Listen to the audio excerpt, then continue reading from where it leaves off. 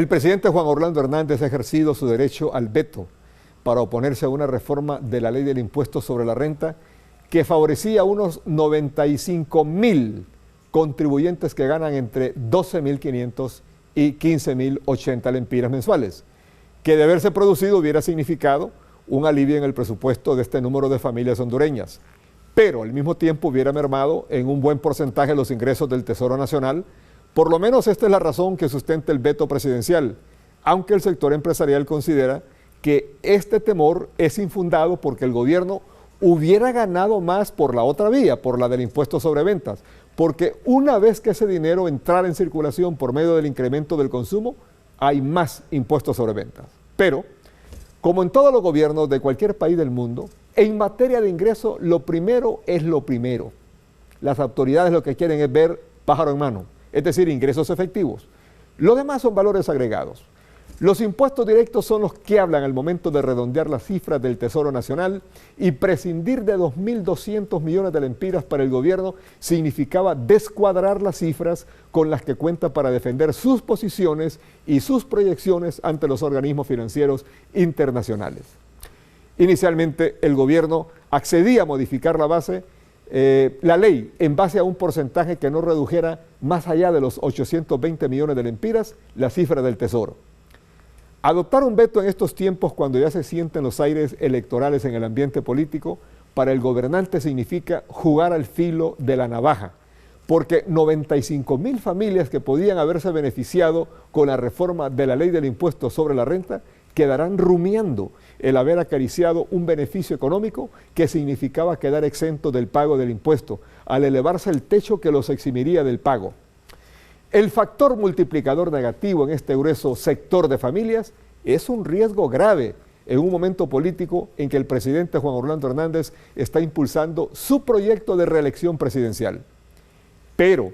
desde el otro lado de la arena, viendo al toro desde el redil, es decir, desde las graderías, hay que admirar la posición de Juan Orlando que, aunque ha comenzado la ruta de la reelección, no le ha temblado la mano para decretar el veto a la reforma, porque cualquier otro político entusiasmado con un proyecto reeleccionista le hubiera importado poco la reforma y hasta demagógicamente la hubiera aceptado para no echarse encima la opinión de 95.000 empleados más sus respectivas familias que hubieran sido los beneficiados.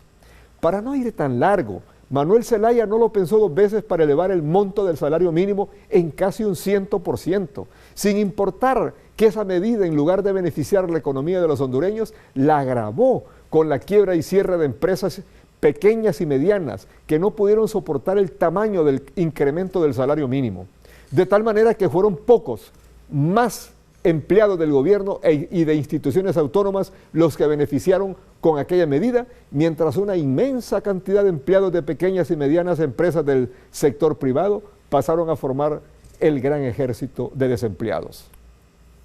Esto es lo que llamamos estar en el filo de la navaja, y Juan Orlando, con el veto presidencial a la reforma de la ley del impuesto sobre la renta, ha decidido enfrentar una alternativa difícil al tener que optar una decisión que produce malestar y recelo en miles de hondureños.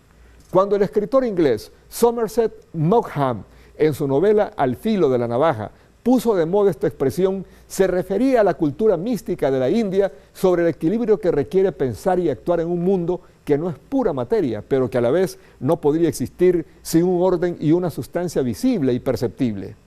El difícil equilibrio necesario para andar ese camino es lo que el libro de Maugham compara con el filo de una navaja. Este texto milenario ayuda a los políticos y dirigentes a pensar que la solución de un problema casi siempre requiere tomar posición, aunque ésta sea delicada. Hay que tomarla pensando que favorecerá al interés general y no al de unos pocos. En el tema tributario hay un gran sector de la población, en el que se incluye el empresarial, que cree que el gobierno se la está jugando mal, creando cada vez más impuestos sin dar pequeñas treguas, como hubiera sido reformar la ley del impuesto sobre la renta para aumentar el techo eximente del impuesto a unos 95.000 jefes de familia que ganan entre 12.500 y 15.080 lempiras.